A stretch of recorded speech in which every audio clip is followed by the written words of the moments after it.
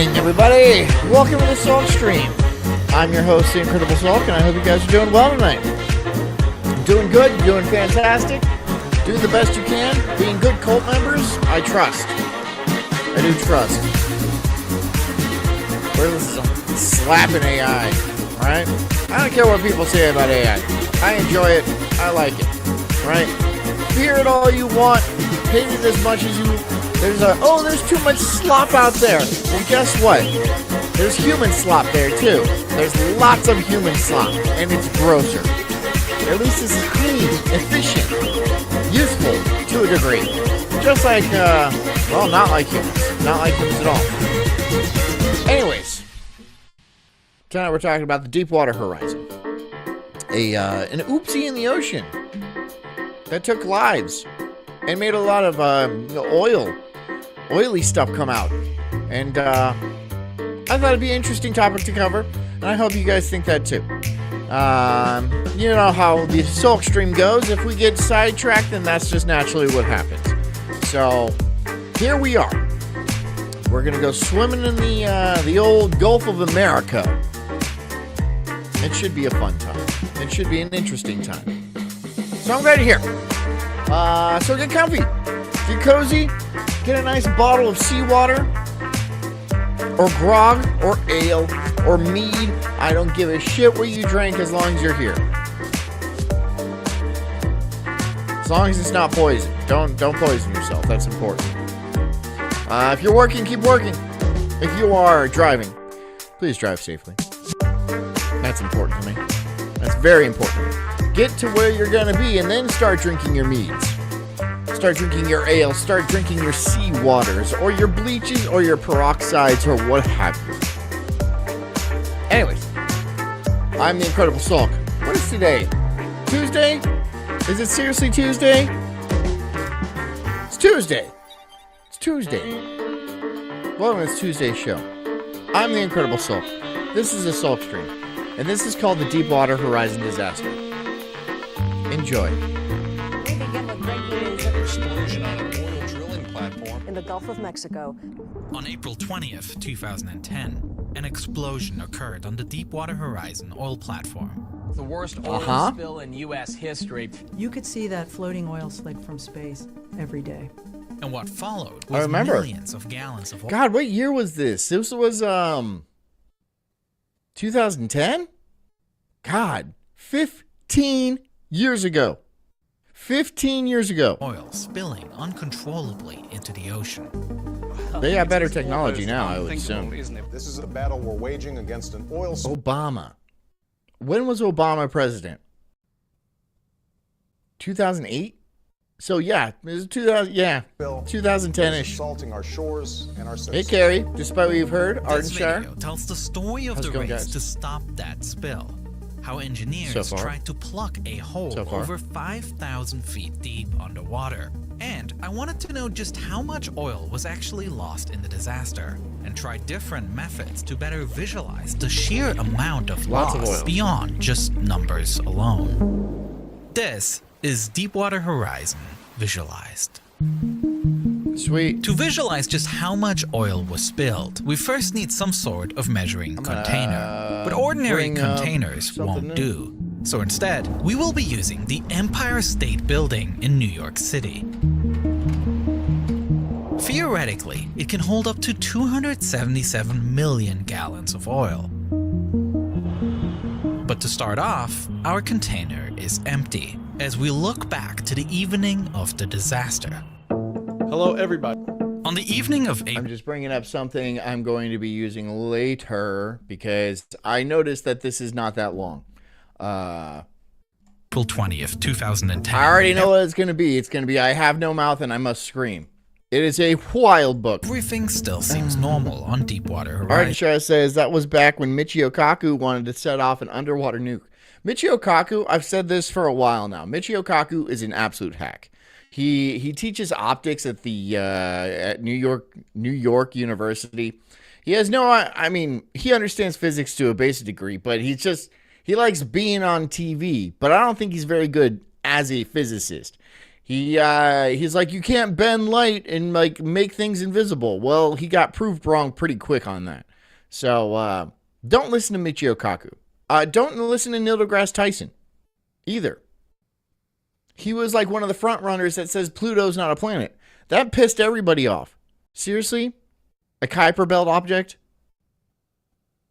How are you going to do Pluto like that? How are you going to do my boy Pluto like that? So what if you moved it closer to the sun, it would have a tail? Yeah. Sometimes planets do that. Isn't it? With workers busy finishing up the borehole. What? What many may not know is that the Deepwater They're Horizon actually still looking for another planet too. Some sort of Planet X. Because they don't know.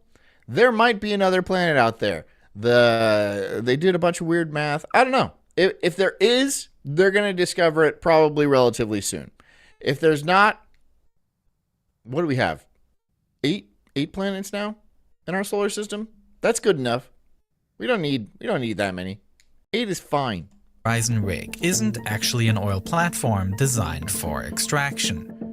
Instead, it is a drilling rig used on new sites. Its job is to create the initial borehole and install a wellhead on the sea floor. Once that is done, it'll move on and another platform will take over for the actual extraction of oil. Before I sat down at 7:59 exactly. I set the stream up before.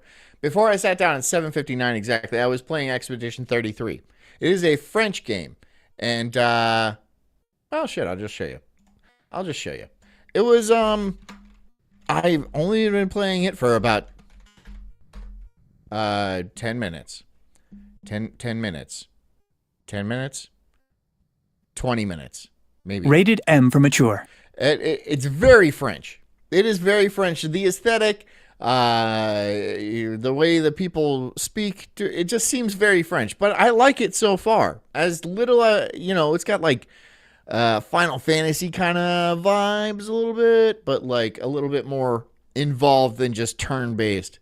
If you guys ever played Final Fantasy. You should never have come. It's okay to be Christian, says New Nibiru, LOL. Maybe, maybe not. Maybe Nibiru, maybe not Nibiru. You're only going to make things worse for everyone. No. She chose to come. I didn't make the rules between you two. You're fighting to change things. So Robert Pattinson. I don't know if it's played by Robert Pattinson, but the guy is a dead ringer for Robert Pattinson. For those who come after. Right? And like, okay, this is my personal opinion as a man. I find French girls attractive. A lot of people don't. That's you. Like, I don't think Japanese chicks are all that hot. I mean, some of them, sure, right? But I'm not like in the Japanese, But like French chicks, I find pretty attractive. It's probably not Nibiru. Yeah, me too. Looks just like that vampire guy. Robert Pattinson. It's Robert Pattinson. I said that. From Twilight, yeah.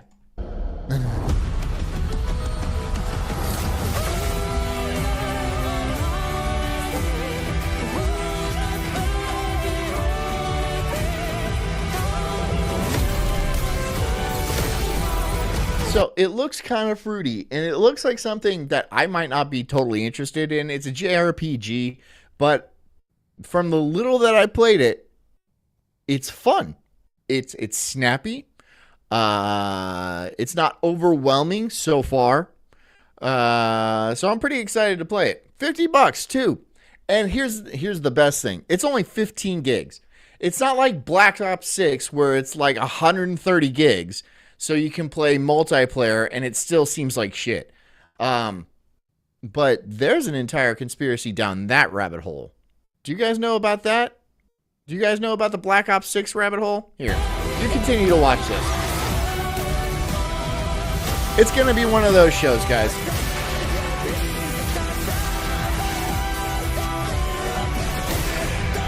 Boy, take So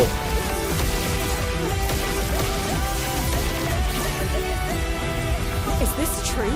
Miles with So, yeah. We've just got Black Ops 6, they have tons of, like, bloatware on it, right? And it's probably because that Activision has been spying on you and, recording all your data. And that's why there's just, like, so many gigabytes of data that you have to download. And it, like, takes every bit of information it can and probably sends it to China, I imagine. some insane information exposed about Call of Duty that has never been So, KDB Christian says it's an FRPG, a French role-playing game. shared Yeah, before. could be. And it's bad. Just a warning, this is actually bad. So just a disclaimer, brace yourself for what's coming. All credit right now goes to Branchoff Bush, who I'll link in the description. He's much more knowledgeable than I am Watch about this. computers, game development, and coding, and his explanation is incredibly in-depth and precise. However, it's a little difficult to understand for an everyday average gamer, so I'm going to simplify and relay this information to you in a way where it's widely accessible. Branchoff Bush has been trying to get the attention of the mainstream Call of Duty community for a while, but it was clear we weren't ready to hear the information yet. This tweet shows him tagging a bunch of larger creators in the Call of Duty community, telling them that he helped a government agency expose the fact that Activision executes software that has unrestricted access to your computer's camera. But it's a lot more than Bingo. I mean, okay, I have it on my Xbox. Well, I don't have it anymore. I uninstalled it ever since I found out they're getting a little bit too fresh. I don't know if they're going through my my TV's HD TV, because all HD TVs have a camera at the front. It's a light sensor camera, but it's 1080p, and if you cover it up, your TV doesn't work. It can see everything you're doing in your living room at all times. Does that worry you? I don't know. Are you doing something where it would worry you? I don't know. It is definitely an invasion of privacy, and there's really no way around it. just that. This is going to expose a lot of what Activision is doing behind the scenes, not just with manipulating the game, but also with your computer or console as well. I'm going to teach some complex computer things here in a short time, so pay attention and get ready to get rocked. We've never outed anything like this before. The first thing I need to explain is something called a DLL file. DLL stands for Dynamic Link Library. It's okay, but Christian says COD is a psyop and I love it. Well, dude, COD's been whacked since Modern Warfare 2. Like the original Modern Warfare 2, when you could say the N-Bob in the chat room. You can't say shit. You can have Seth Rogen smoking pot on screen and telling everyone to do drugs, telling 12-year-olds to do drugs and stuff like that, and people getting their brains blown out. But if you say, like, the K word or the fucking N word or something like that in the chat room, you're kicked. You're banned immediately because, oh, it's an M-rated game for adults. Mature, rated 18 plus, M rated. All this other stuff is M, M plus. The drug usage, the blood. There's a lot of blood. The killing of the innocents. I don't know who's innocent, but yeah, something's fucky. And it is, put very simply, a file that runs in the background of your computer that contains code that multiple programs can access at the same time. For example, if a program needs to access your camera, like Zoom or Skype, instead of the developers needing to write code within that software to control your camera, they can instead tell the software to access a DLL file that is already on your computer to access the video feed of your camera. It's basically a shortcut for developers. Instead of recoding functions that your computer probably doesn't even turn the light on. When, like, I have this one, right? And when it's on, I have the light on. But probably when you access it through the DLL file, it doesn't even activate the light. So it's recording everything you do, but you're not aware that it's recording you. Can already do, they just tell the software to access a toolbox of code that is already capable of doing that. In the simplest terms possible, why build a hammer from scratch with your own resources when you can just reach into your toolbox and pull one out? This being said, Branchoff Bush, when helping this government... Rushing Matt says, just did a lot of work in my yard. Great. The endorphin rush from a good sweat is nice. That's wonderful. That's good. A good day of yard work is always good. I try to be active as much as I possibly can. Some days I'm not. That's fine too. An agency find out what Activision was up to behind the scenes, used software that detects what DLL files a certain... It's okay, but Christian says they let you play as Snoop Dogg, but you can't call him the N-word. What the heck? That is... What? Can you at least say my nizzle? Can you say my nizzle? All these damn nizzles everywhere, ruining our society. Can you say that? You know, there's this thing called the euphemistic treadmill, I'm pretty sure it's called, where, you know, you can't say the N-word anymore, so you start using the word black. And then you can't say the word black anymore because that also refers to these certain type of people, and so you can't say black. And so now you have to say my nizzle, and you can't say nizzle anymore because it still means the same thing as the original N-word. So it just keeps going until it just eliminates every word from the dictionary. Yeah. And then we start over again. I guess in another language. What's, we'll use French, noirs. What are these damn noirs everywhere? Ooh, that's going to be quick. That's going to get banned quick. Program was accessing while it was running. The First, Woogie he tested Boogies. The Woogie Boogies. All these damn Woogie Boogies are around here. And their little Woogie Boogie children stealing everything. Software on Black Ops And murdering. 1 while playing combat training. He found that it accessed only a single suspicious DLL file. It's okay, but Christian says my nizzers. He used the hard R. I said nizzle. Nizzas? Nizzle. Nizzer. Nizzer does sound worse. Called ntdll.dll. Now, bear with me here. Black Ops 1 was designed to run on both 32 and 64-bit systems, or newer and older systems at the same time. Who's running a 32-bit system on Black Ops 6? Who's running like Black Ops 6 on a 32-bit system? I said that backwards. Who runs a 32-bit system anymore? Do people still do that? Do people still run 32-bit systems? Because I haven't done that since I can't even tell you. But since Black Ops 1 was also compatible with Windows XP. How about defendants? Yeah, I mean, that would be appropriate. Sure. But like, yeah, I think that might get confusing, right? Because what if you try to call like an N-word a defendant in the courtroom, right? Oh, like this person was going on a racist rampage calling me a defendant, but you are the defendant. Yeah, but no, he was saying it like in a bad way. Is there a good way of saying that? Well, no, but you know, see, it gets very confusing. We have to we have to make up a word, right? I know the original N-word is a classic, right? And it just means black in Spanish. So, you know, so we got to actually figure watermelon folk. I don't know.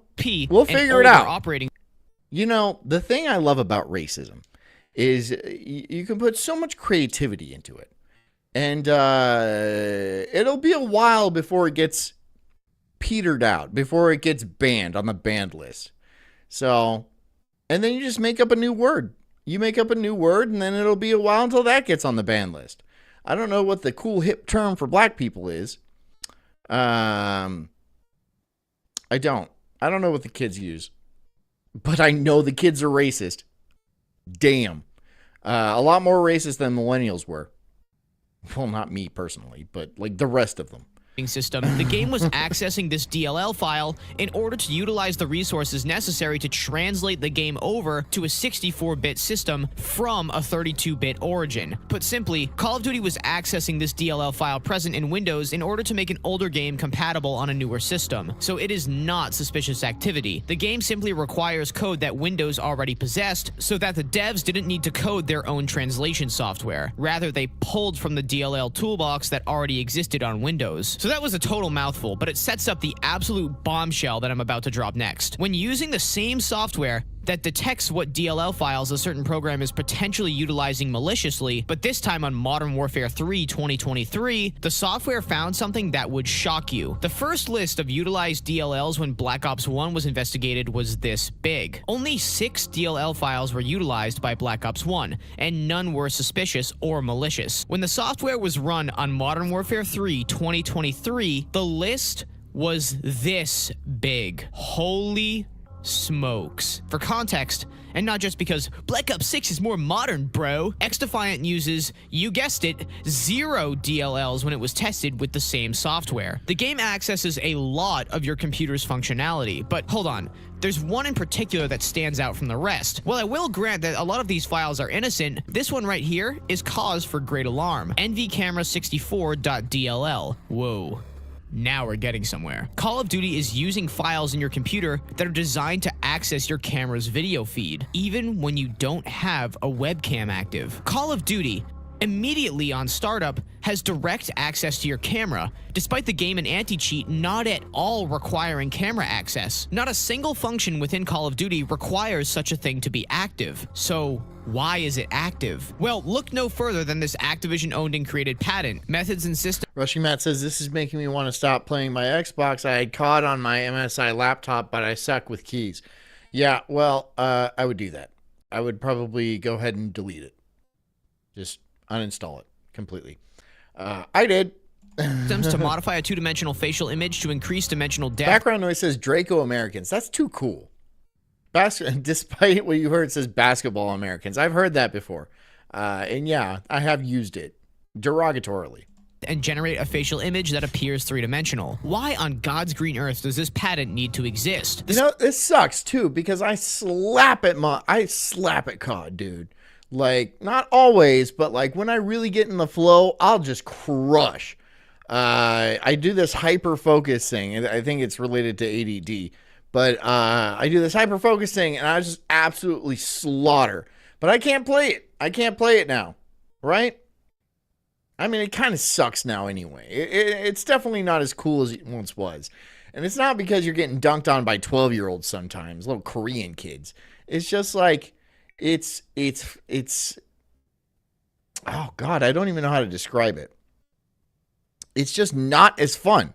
It's like paper thin. It doesn't have the same attraction to it as it did. Yeah, it has a lot of skins and stuff and DLCs you can buy. Oh, look, you can make your gun into a bong.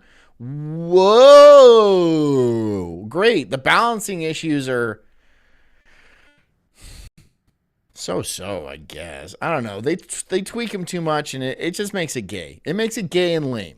Scariest part is that this image included in the patent's resources displays... It's okay to be Christian says, can you explain it to me like I was a woman, please? Okay, so you download this game, and then it spies on you. Using code. Which is a series of numbers. In your computer. And a computer is a rock that humans tricked into thinking for them. Did that work? Is a player's face overlaid over their gameplay. The footnote that describes this image reads as the following. I mean, it's true, right? A computer is a rock that we tricked into thinking for us. In embodiments, the expressions/reactions of movements of image 1504, which everything is this image is paid right here, for, exactly. reflect the user's expressions/reactions and movements in real time. This software is capable of using your camera to read and analyze your reactions and emotions. Exactly, right? And it's not just big emotions like sad and happy and autistic or, you know, on drugs or something like that. It can read your pupils and stuff too. It knows when you're on drugs. Of course it does. But very micro expressions, right? It's constantly watching you, and using AI, it's constantly analyzing you. Every little micro expression you express, if you see a skin you like, you'll do a little face twitch and it'll pick up on that. It picks up on everything. And yeah, a lot of this is for monetary gain, right? Trying to push you products, trying to push you, but not all of it. Not all of it. It's only being used for monetary gain until it's being used for something else. You know what I mean? And the game Something is also more malicious. confirmed to be accessing your camera as soon as the game starts up. But then we have to ask, why is Call of Duty getting access to your camera the moment the game boots up? It's not to design a 3D model of your face for graphic design purposes. But they do have that.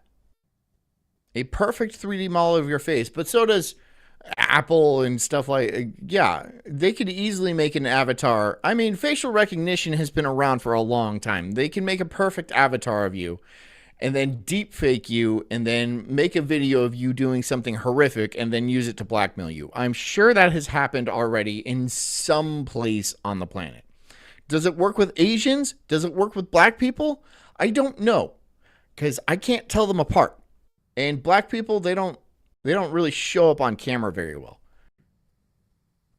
You know, for the camera to see you, right, light has to reflect off of your face.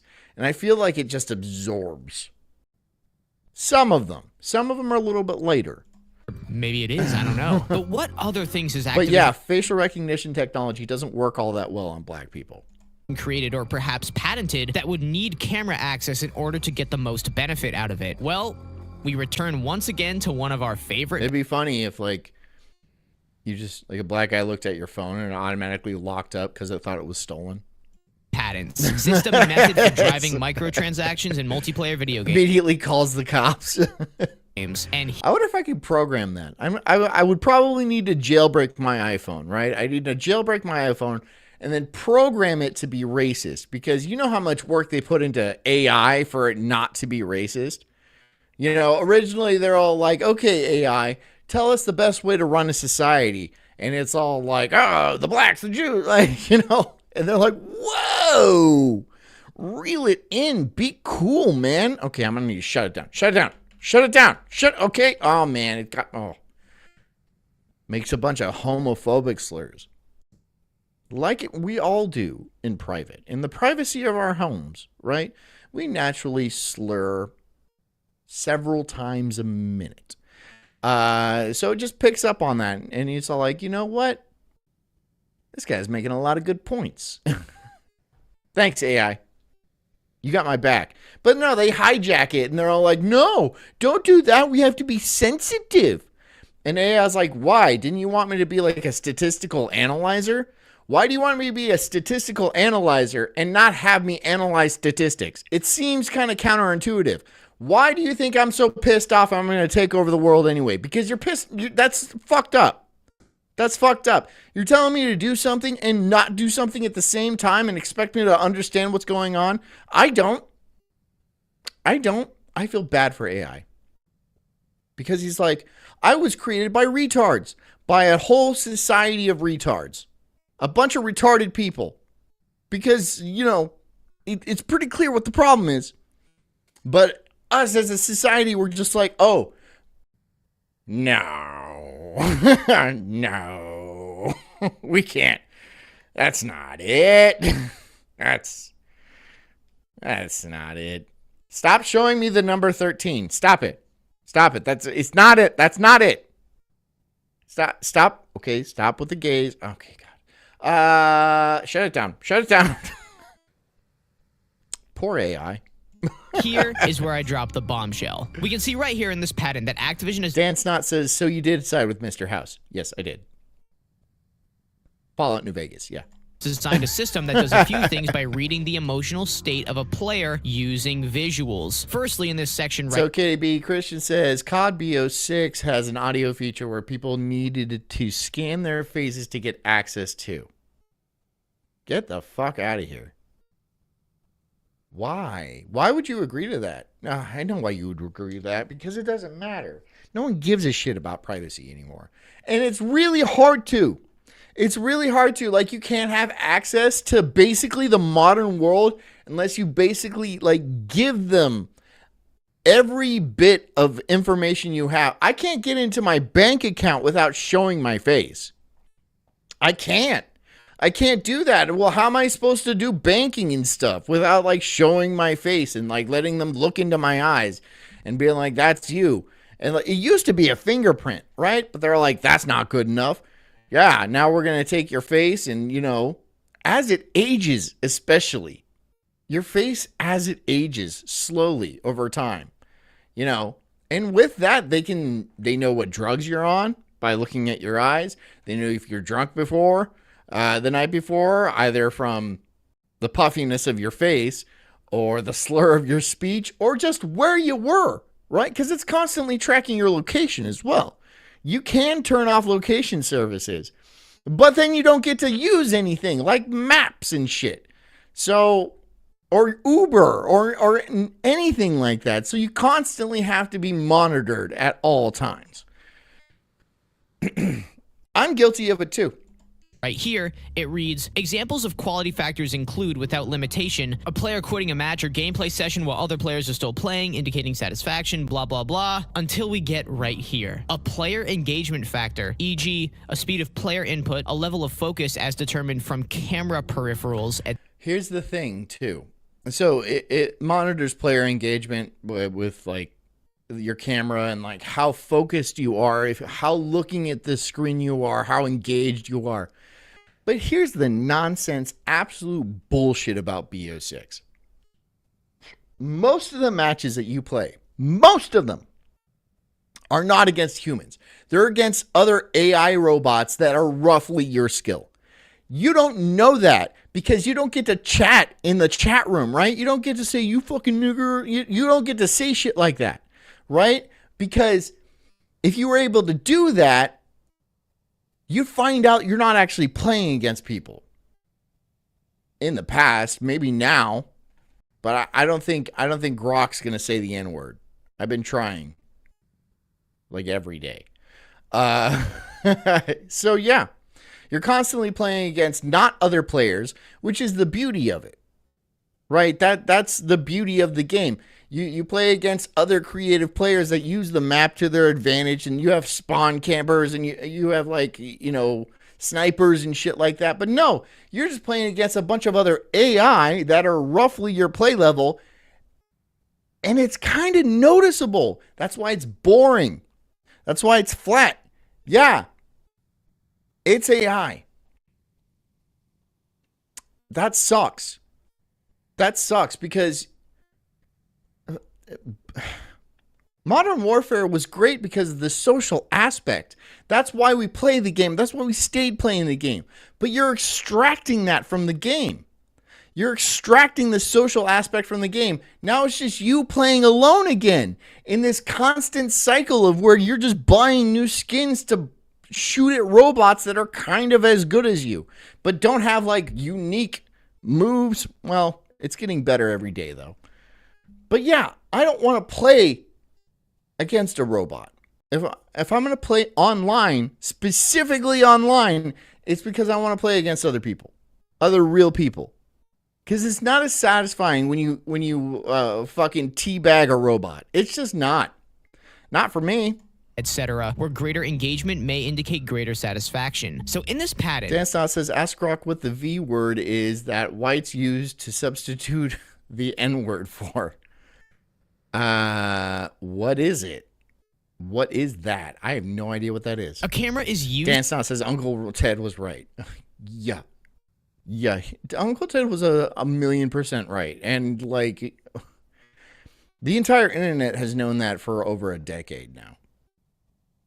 Or has been saying that for over a decade. Ted knew what was going on way back when, but he was still crazy. He was still crazy, right? Because mailing bombs to people was not going to do it. And he didn't even make good bombs. He made shitty bombs that wouldn't even explode, and at best would blow off somebody's fingers. I think that's all he got. I think he just got to blow off somebody's fingers. Maybe he killed somebody. I don't know. But, he was not good at that. He was just weirdly autistic and super good at math. And yeah, so good at math that he could actually calculate the rise of technology, which most people cannot do.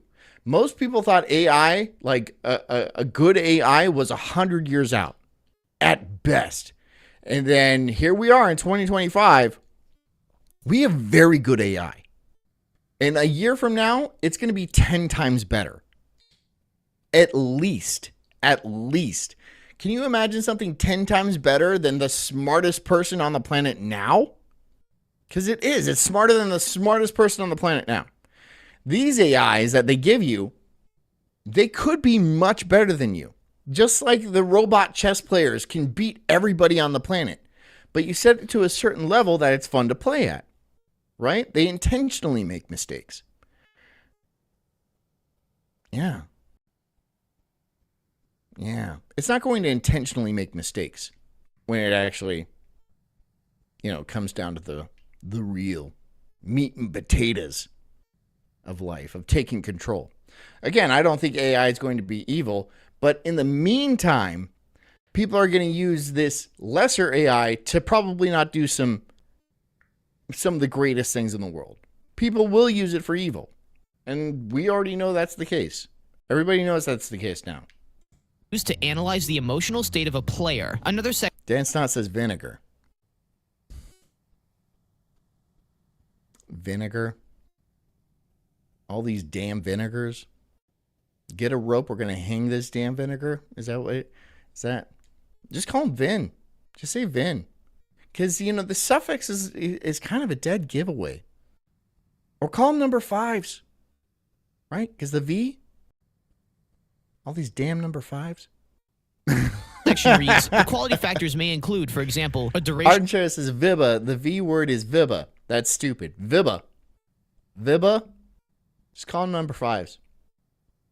Man, this is a number 5 combo, right? When you walk into a room with a bunch of black people. Of a gameplay session, e.g. via analysis of player historical data, player psychological state, e.g. frustration level, and or other information. So Activision has created methods and systems that read player emotions in order to drive microtransactions and rig the matchmaking. And the best part? The patent that creates 3D facial images out of 2D images is cited within the microtransaction patent. And they have an AI that listens to your microphone in game chat, so the game has unrestricted camera access, can see your face and hear your voice, without you giving them permission to see your face or hear your voice outside of voice chat. Unless somewhere in the terms of service there is a loophole that we sign up to, which I wouldn't be too surprised about, this is really bad. So Call of Duty has camera access as soon as the game starts up, and Activision has patents that suggest that a camera can be used in-game to measure your engagement levels and do whatever else it wants to do. Remember, when Branchoff Bush did this text with X-Defiant, no DLL files were pulled at all, meaning the game wasn't using anything on the system to run the game, and the game was executing all of its own unique code. That's quite interesting. X-Defiant, a game without manipulative matchmaking and a transparent dev team, doesn't use any DLL processes, not one, nor does it do any other kind of engagement measurement. But then we get to Call of Duty, where we can feel something is quite off about the game. Is right. Carrie C says, my friends and I use Neighbors, and only if you are in the know, you will get offended. Yeah, Neighbors. My family used to say spiders. My family, yeah. There's a lot of spiders in here. That's what we used at restaurants. Game, and we suddenly discover the game has unrestricted camera feed access, as well as patents. Call them Jews? That's not going to work, dude. That's not going to... Wow, these Jews are really good at basketball. That makes no sense. That makes no sense. These lazy Jews getting arrested all the time. See, people are going to... Well, maybe it makes sense because people will be utterly confused. Completely confused.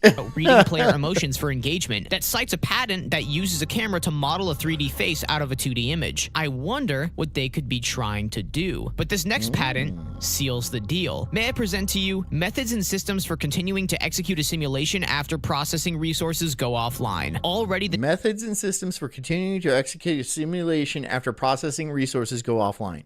So let me guess. They're using your computer's graphics card to run something sneaky as shit when you're not actually using the program. What are they doing with that? What are they doing with your compute? And you can't just have that. You can't just use somebody's compute without their permission.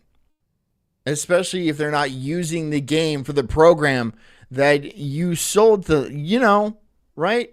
If you're using their computing power to run the game that they bought, yeah, sure, that's fine.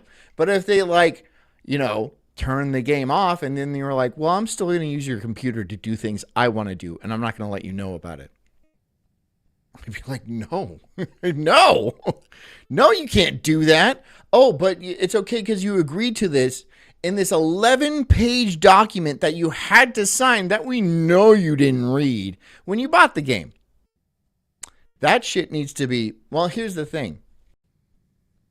They do that, right? They give you these word salad legalese documents that children have to sign to get to play these games. Children, right? A 12-year-old. will be like, yeah, I agree to terms and service, right? Not even reading the several pages of terms of service. But here's the thing again about AI, which is so great. AI, if you ask it to, read this and give me the gist and tell me if there's any sneakiness in it, it'll do that. It'll be like, hey, they're actually using your camera to like spy on you and shit. And you'll be like, They're actually developing AIs to do this with like HR bills and stuff. Those big, thick, when they pass laws, those big, thick, several hundred pages, and they like submit it a day before the vote. So nobody in Congress read it, right? They have an AI to surmise, to make it, give you the gist.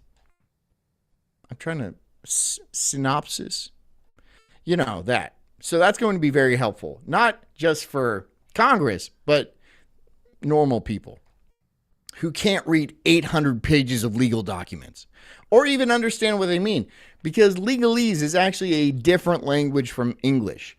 There's English words that mean one thing, but in legal terms, those same English words can mean something completely different. I am fucking 100% serious.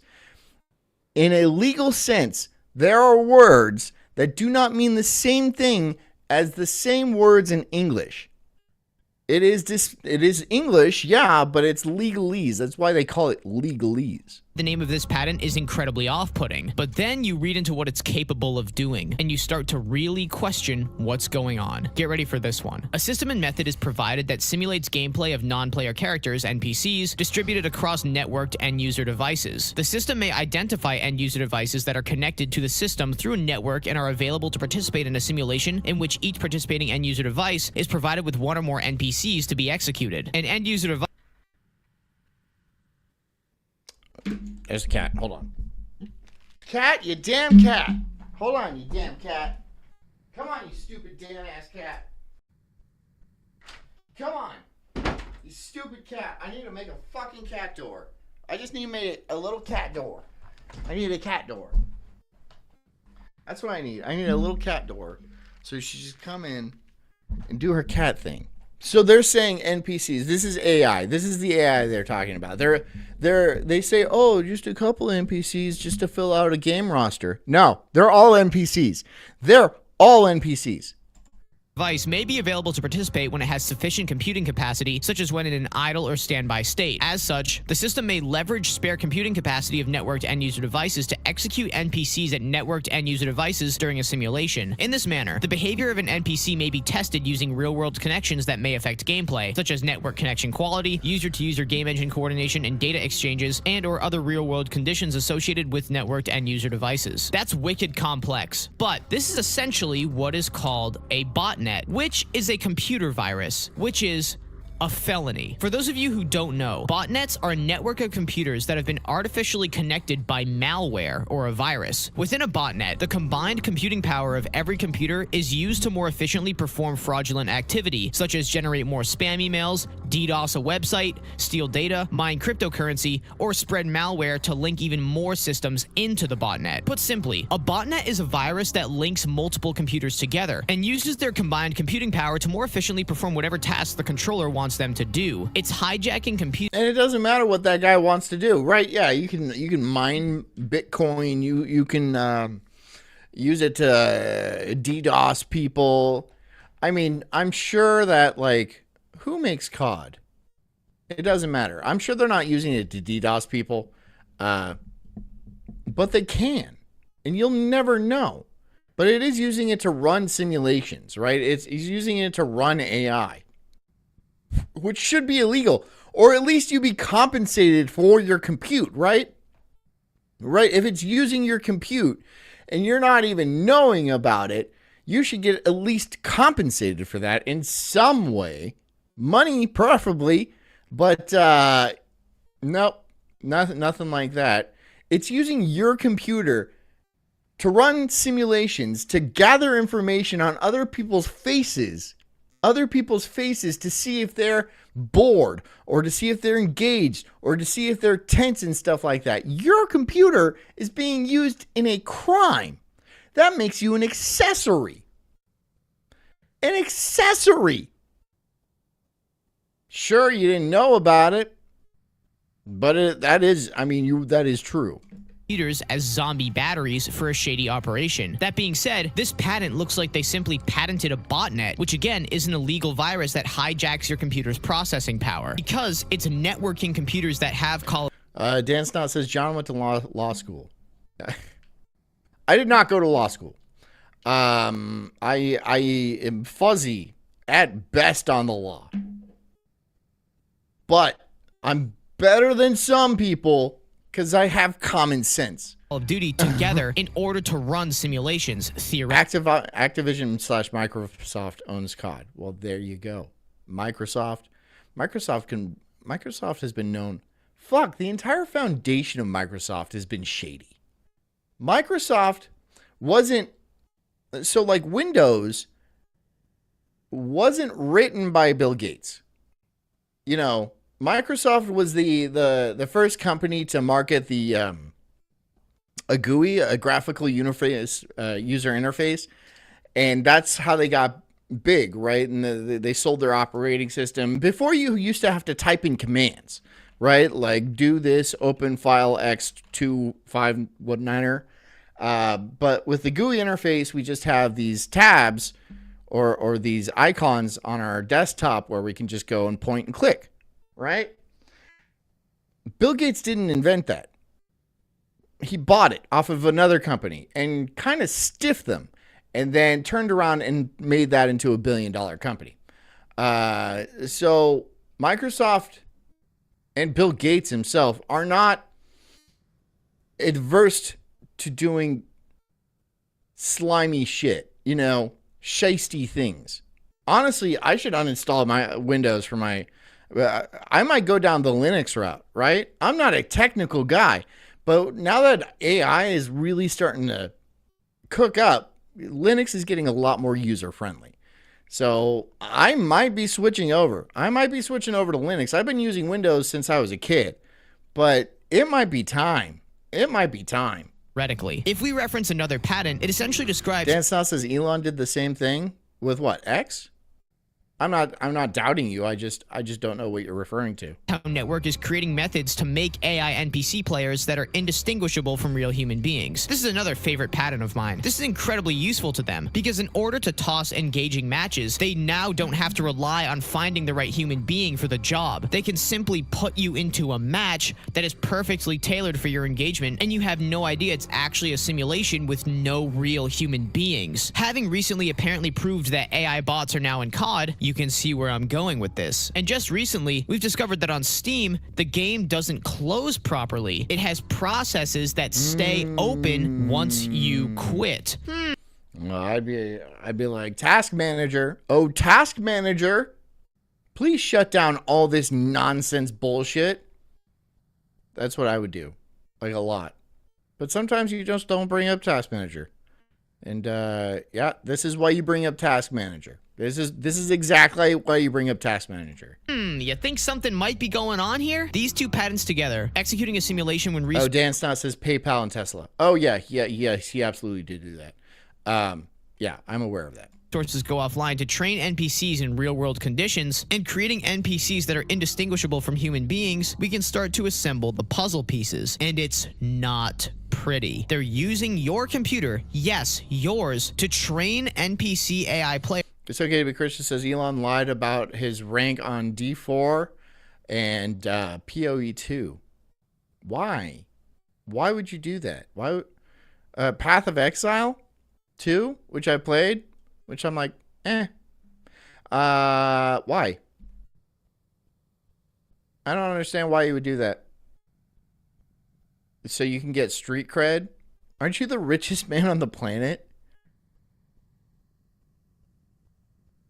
Okay. There's no side while you're not even in the game. Arden says, I heard if you delete your System 32 files, viruses can't get you. Don't do that.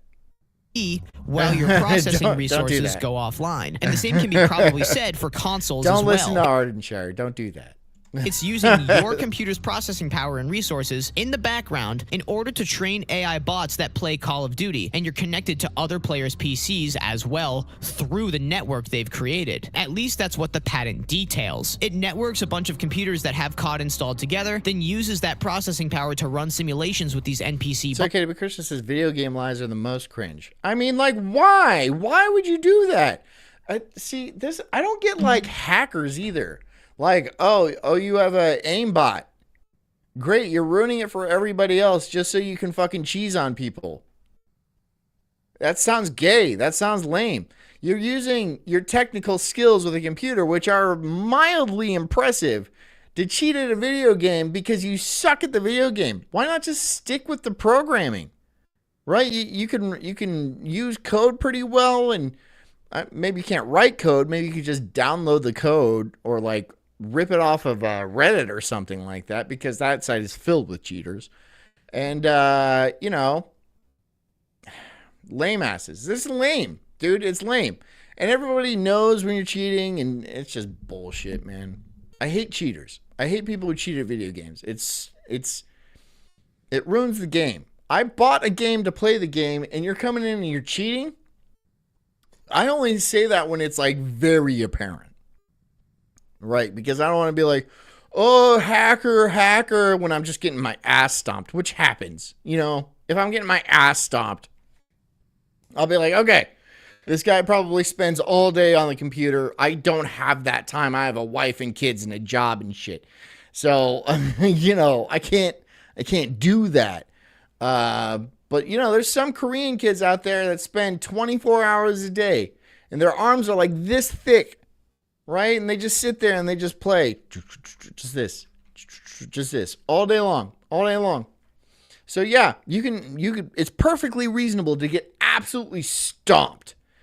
But people know when you're using an aimbot and shit, There's just some things that are just impossible.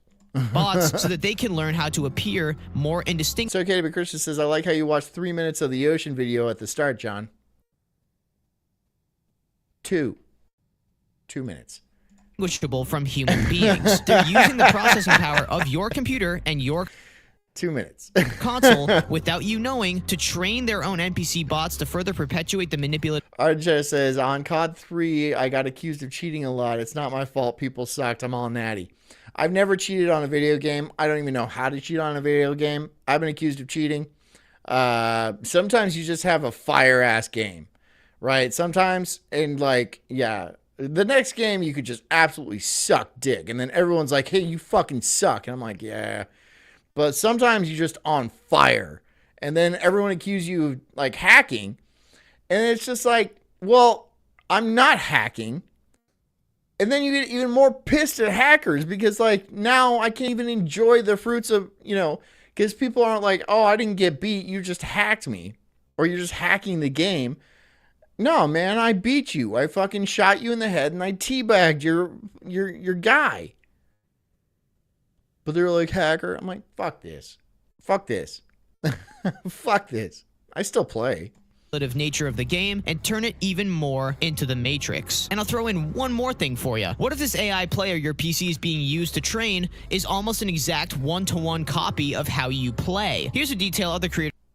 Yeah, and it probably is pretty damn close. And then you're like, wow, that's funny because I would have done that exact same move. I would have gone over that same ridge. I would have come around that tree and I would have shot him. And then he does that. And then you're not even getting better at the game because you're playing against your own moves.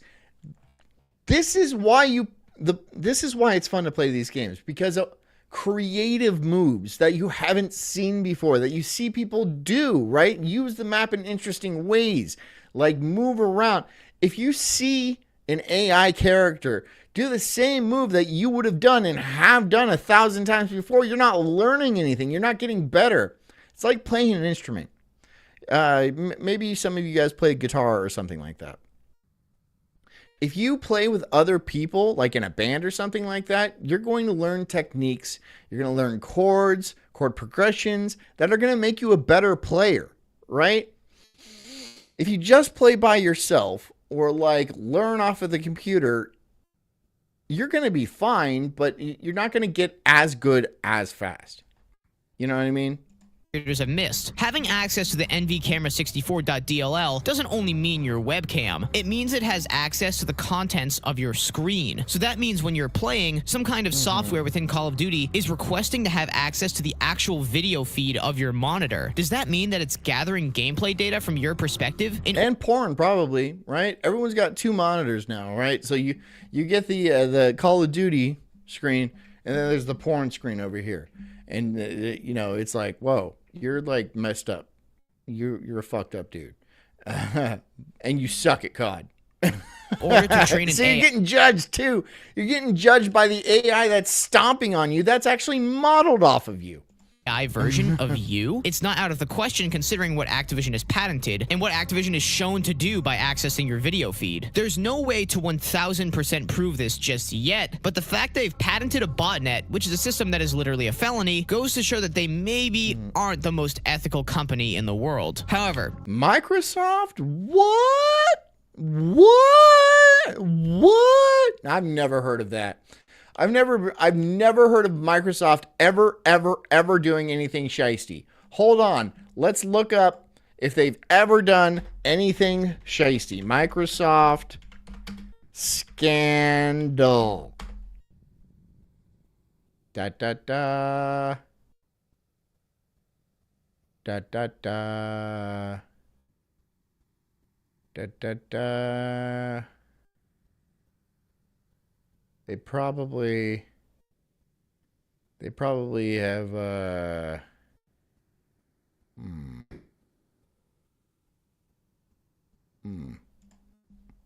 Can your boss and your company track your emails, your search history, your Teams messages, and even things like your file? Kabukita says, I also watch John on my porn screen. Am I minimized? So your porn screen and you have your video screen. Am I like in the corner, in the bottom corner, and then you have the porn? Or am I like in the action? Am I over the vagina? I'm just curious. I want to know. On your machine. What if I told you your boss can also find out what you've been doing? Arden Shadow says, ask AI. Google won't tell you. You're probably right. Today by But will AI tell you? Grok, which is the only AI I have, Grok will lie to you. It will lie to you. I know this for a fact. And, yeah. Asking Copilot and getting back an answer that looks like this. Netflix is accused of hiring executives who were talking bad about their bosses in a private message on Slack. Companies.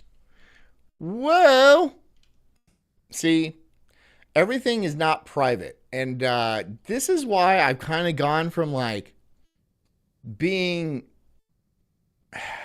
like, I don't give a shit what I say anymore, because I've said some wild stuff in private messages, and like knowing that they basically have access to all of that, I'm like, well, fuck it then. I'll just say it out loud. And that's what I do. I have a show now where I say the quiet part out loud. I should have named the fucking show that. The quiet part out loud. It's probably taken already. Companies have let go a number of employees for using things like mouse jigglers to fake activity at their workplace. With our digital footprint at work growing every single day, with things like Teams, Outlook, Files, search history, and other things inside the Microsoft ecosystem, we're going to show you in this video what your boss and your company can track about you. We're also assuming that there's no extra stuff installed, no third-party apps, no monitoring devices installed on the device itself, and just what Microsoft has provided. Dan Stan says Grok is a gaytard. I can't use that word because I'm on YouTube, but nobody ever watches me on YouTube, so I don't really care all that much. Here, let me look. I'm getting more subs, though. I'm getting more subs. Is anybody watching me on YouTube right now? Nope. Nope, still no. I'm fine with that. I don't care. Providing your company about you. The first question we're going to ask is, what does Microsoft know about your search history? Let's imagine, for example, you use Bing, one of the Microsoft products. What? Bing? Does anybody use Bing? Does anybody use Bing?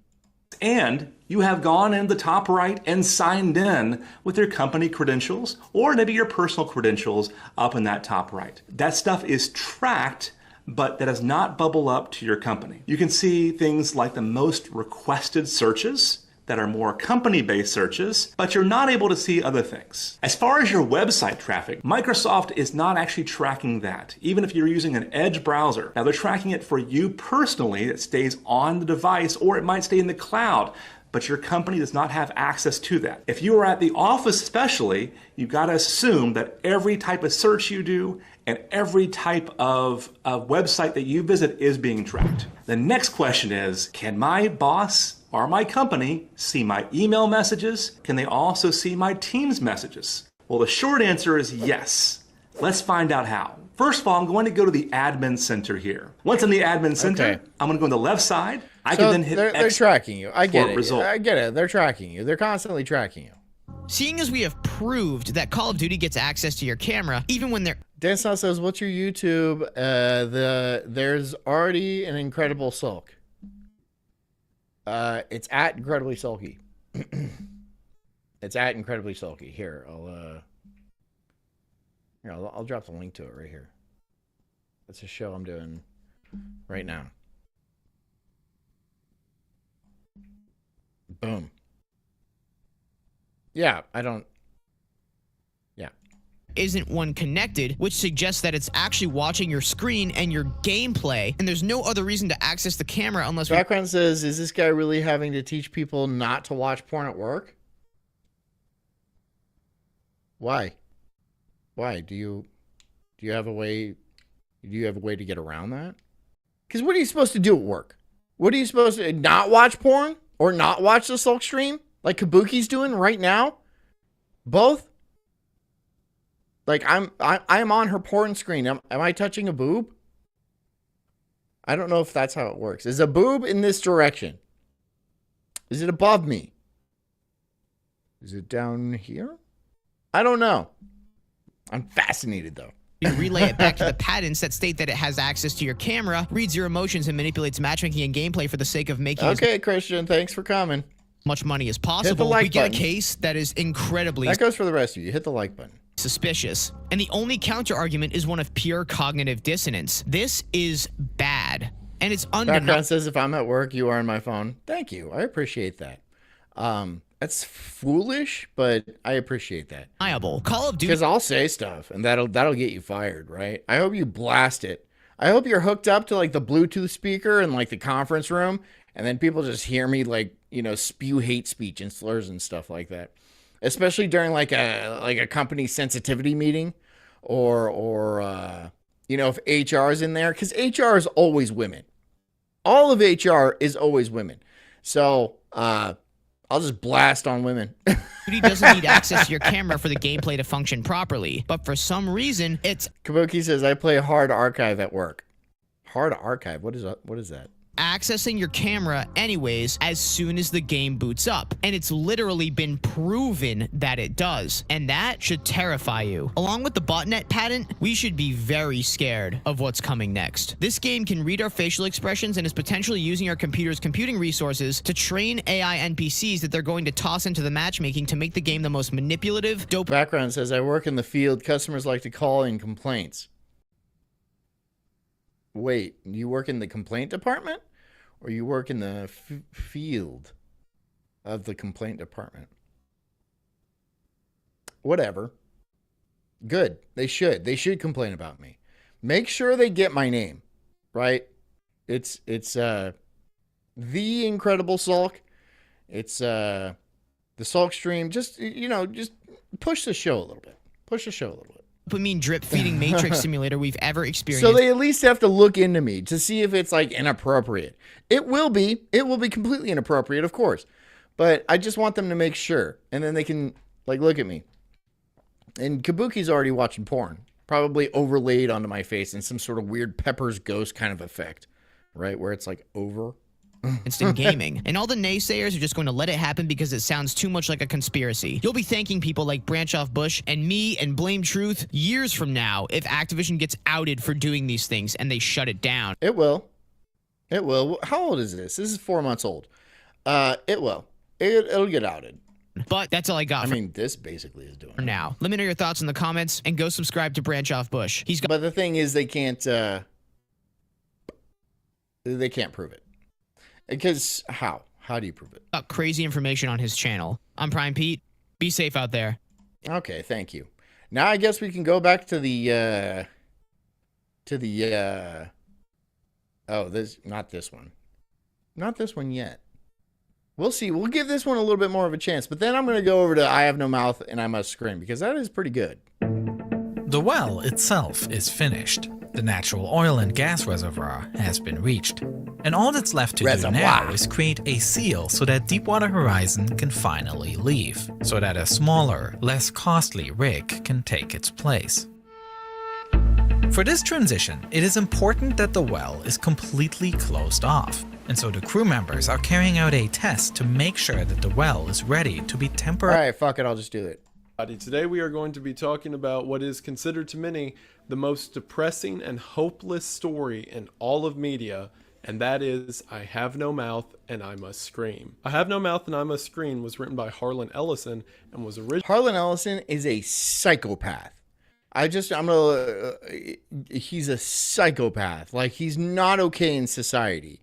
Like, he bites people and shit. Originally released in 1967. The story was later adapted into a video game in 1995. What? And has not had any mainline television or movie spin-offs. However, it has gone on to inspire the majority of what sci-fi horror has become. See, in 1967, when this short story was written, sci-fi horror was really non-existent. See, ideas of the future and... Dan Snot says, I once got reported for making an N-word joke at my work. I'm still there. Let me guess. A woman reported you. A wild guess. It was a woman that reported you. Was it? Tell me. And technology were much more often adapted into stories like Star Trek and the Jetsons. Background noise says, I'm out in the streets fixing shit. They hear your words and hold me responsible. That is so funny. And I'm like honored. I'm honored you're the reason that you lose your job. That is so, what do you do? What do you do? Do you change street lights or something? I don't know. I want to know. Tell me what you do. With this idea that technology... No, a white liberal man? Oh. So he's gay. He's fucking gay. Drag him behind a truck or something, dude. Come on. What are you just going to let him tattle on you? Kick his ass. He's gay, dude. He deserves it. Will be used to usher humanity into so a woman. Arden Shire says so a woman. Yeah, but if you take dick in the ass, you are a woman. All right? That is a stone cold fact. Yeah. And horror at the time was or whatever hole women have. I don't know. They got a whole buffet of holes. Regulated to much. Is that the kind of words that you get in trouble for? Background noise? A buffet of holes? I refer to women as a buffet of holes. Much more realistic or down-to-earth concepts that people at the time were afraid of. Yeah. Such as... Yeah, I can see that. religious fears with movies like The Exorcist and Rosemary's Baby, and ideas of human killers or maniacs with films such as Psycho. However, because of stories like I Have No Mouth and I Must Scream, and other short stories from Harlan Ellison, people began to realize that horror and ideas of the inhuman can be much better applied. Water utility tank. Okay. All right. Yeah. So you're listening to me, and then they're all like, that water guy who's actually fixing stuff and actually minding his business, I'm going to make a problem. Those people sound like they fucking suck. You should turn their water off. Whenever they are applied to an inhuman landscape. Dan Snot says he seems to rat on all the racist Mexicans and me. I hope they fire him, but they probably can't because he's gay, and there's some law against firing gay people, right? See, that's how they game the system, because you can't fire a gay person. This is why you should never hire a gay person or a black person or like a woman or anything like that. Because the instant they don't do their job, which is inevitable, you go and fire them and they're like, you're being racist or homophobic or sexist. I'm going to sue you and cause a big old fucking stink. I'm going to blast it on the internet and it's going to become a real problem. I'm calling the ACLU. It's not because they didn't do their jobs. It's because of their race or their sex or their gayness or something like that. See, this is why you never, ever hire these people. But then it's like illegal for not hiring them. So wait a second. I have to hire a black guy that's way underqualified just because I have to have a black guy on my team, or else I get fined by the state a huge amount. That doesn't seem fair. Well, welcome to the modern world where it ain't fucking fair. It ain't fucking fair. And then you can't fire him when he doesn't show up to work because he's on colored people time and that's part of his culture. Or a woman who starts fights because she's like wants to be the top bitch, even though she's not the top bitch, because Cindy's been there since the beginning. And Cindy just is like, you know, dude, I'm just trying to. And then she's like, no, I'm going to cause problems and spread a bunch of shit talk about it.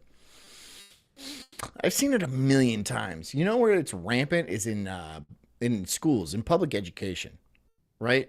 The teachers, usually female, they constantly talk shit about each other. It's the only interesting part of school. Think about it. If ideas like fear and terror all revolve around the idea of the unknown, then what could be more terrifying than taking people and placing them in a completely unfamiliar space? And I feel that very few stories do that, as well as the story that we're going to talk about today. Now, there have been several YouTube videos that go into very great detail about this subject and how it's affected different aspects of modern culture. For example, a video I'm going to link in the description by Ryan Hollinger did a fantastic job of showing how this story affected cinema and storytelling after it was written. However, I want to do something a little bit different. What we're going to do is I'm going to go through the plot step by step with outlining a few things that I got from it while reading. We're going to dive into this book. And you guys, I mean, we probably won't get that far because I'm going to talk a lot. Maybe we'll talk about it more tomorrow night. It's a fucked up book. And in the end, I want to bring up a point that I thought of while reading this that I haven't seen a lot of people talk about before. See, because of the bleak nature of this story and how downtrodden everything in it seems to be, a lot of people just write it off as being a sort of short insight of how terrible the world can be and how everything's gone wrong for these characters, and it's pretty much just a depraved look into Ellison's idea of what hell could be. However, because of things that I'm going to point out, and as I get to it at the end of the story, I believe that what Harlan Ellison has written here is a fantastic triumph of the human spirit in the face of adversity. And because of how awful and evil that diversity is, and as we're going to see it throughout the story, it makes the end resolve all the better. In other words, as we go through the story of I Have No Mouth and I Must Scream, I want to convey to you while I feel that there is hope in what most consider to be the absolute hopeless. Now, while I'm sure that you're excited to hear about unholy horrors beyond our I don't do that. I don't do shirt changes. It throws me off. Comprehension. I want to make sure that you can hear those horrors I have a show even shirt. better with today's sponsor, Raycon earbuds. Okay. To accurately describe why public perception of this story is the way that it is, and to give you context for the story itself, I would be amiss if I didn't talk about the man behind the pen, Harlan Ellison. Ellison was born in 1934, and as he grew up, was a very rough and sort of mean-spirited child. He has said on several occasions that writing science fiction is the thing that kept him from going to prison. Not only that, but Ellison was part of the Vietnam War, and being a part of that war shaped a lot of his ideas of the atrocities that humanity is capable of. Ellison wrote over 1,700 short stories in his lifetime. I heard you says you have a white shirt. I seen it. I know, but it's like, I only break it out for special occasions. You may think, oh, well, I bet he was a very We've seen you do it. It's a matter of internet record. Yeah. Well, see, here's the thing. When I go out in public, I don't want to be recognized. So I wear a different shirt. It works 100% of the time because no one knows I'm Sulk. Yeah. Can't be. Nobody comes up to me and be like, "Hey, you're Sulk, right? You're John." Nope, that doesn't happen because I'm wearing my white shirt. They're like, "Oh, that's just another nameless face in the crowd," and I'm like, "Perfect, perfect." Well-renowned and respected member of the literature community. Yep. No, I'll try to make this tie into my analysis, but these descriptions are way too funny to not bring up. He was kicked out of Ohio State University after only attending 3 semesters because he wasn't keeping up with his classes, and his English teacher told him that his writing would never amount to anything and he had poor writing skills. Yeah, well, what do teachers know, dude? The reason the reason teachers exist is because they couldn't do shit right themselves. And so they're like, well, I'll be a teacher. Like a photography teacher, not very good at taking pictures. A writing teacher probably sucks at writing. Right? Math teachers, not very good at math. Otherwise, they'd be mathematicians and photographers and fucking writers, wouldn't they, instead of being teachers? Wouldn't they? Wouldn't they? They're all like, no, I'm such a good writer that I decided to teach at a much lower pay and respect level because I'm that good of a writer. Said no one ever, at least in the modern system. Back in like ancient Greece and stuff like that, it was pretty common that you would have like the greats like Aristotle and shit would have mentors and stuff. But they would have like one, they would each have like one or maybe a few through their lifetime.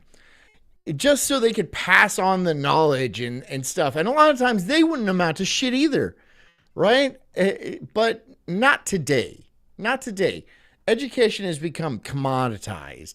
And now, if you can't do anything else, you become a teacher, right? It's a safe, fairly well-paying job these days. And you cannot get fired.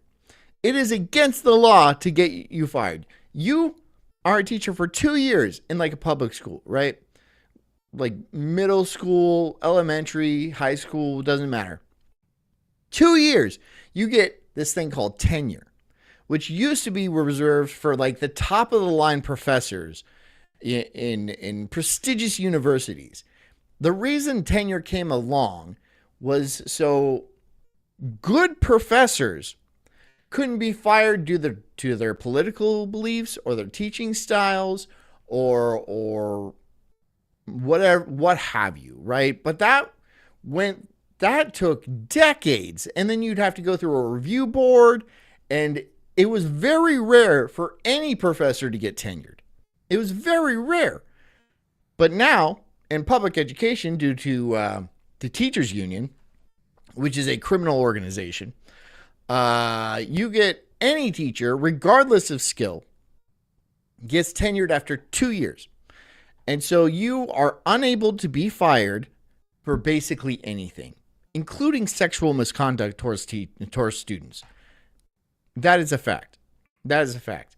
And this has become such a problem that they actually have these rooms where the bad teachers that they just can't be around students because of like sexual misconduct or like hitting them or just being bad teachers, they go to, each state calls them a different thing. Some people call them like rubber rooms or like turkey rooms or something like that. But it's just a group of teachers, and sometimes a large group, 50 to 100 of them. And they all sit in a room, in a large room, and play cards and like go through their phone and get paid their full salary because they are technically tenured, and they'll do that for decades. Not working, not providing any sort of valuable service, but simply because of their contract through the unions, they get to sit there and do nothing their entire careers. Their entire careers. After 2 years, of course. They do 2 years okay, then the rest of it is just easy going. It's easy peasy, right? And they take full advantage of that. I think most public school teachers are actually pedophiles, unless they're women, And then the women, they're just not good at anything else. They're supposed to be housewives, but they need two incomes because of the stupid system we set up where women had to go to work, which is, I mean, why'd you do that, ladies? Why did you crave to go to work so much? Right? Because it cuts the man's salary in half. And now you have to fucking go to work all the time. That's a depopulation thing too. Anyway, the public education system is the primary motivator for property tax as well, which is its own fucking scam. Property tax is its own fucking scam because any evaluator, even though they have rules on how they should evaluate your house, they basically make up what it's worth and then you have to pay that.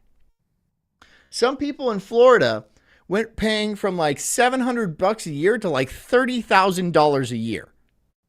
Just because some guy was all like, well, your house is worth like millions of dollars and there's nothing you can do to fight it. There's nothing you can do to fight. You might not even have kids, right? 60% of that budget goes directly to schools.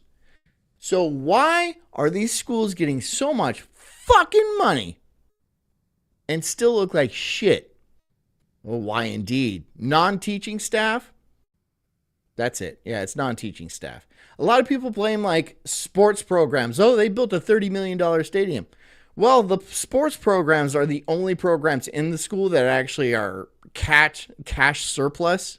So they actually make their own money. That's not what it is. These are criminal organizations.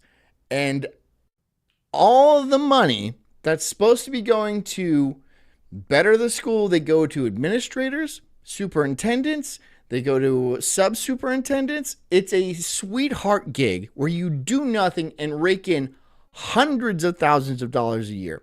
If you ever go to like a place where the superintendents, like an administrator's building for schools, you're going to see Ferraris, you're going to see Mercedes, you're going to see very nice cars.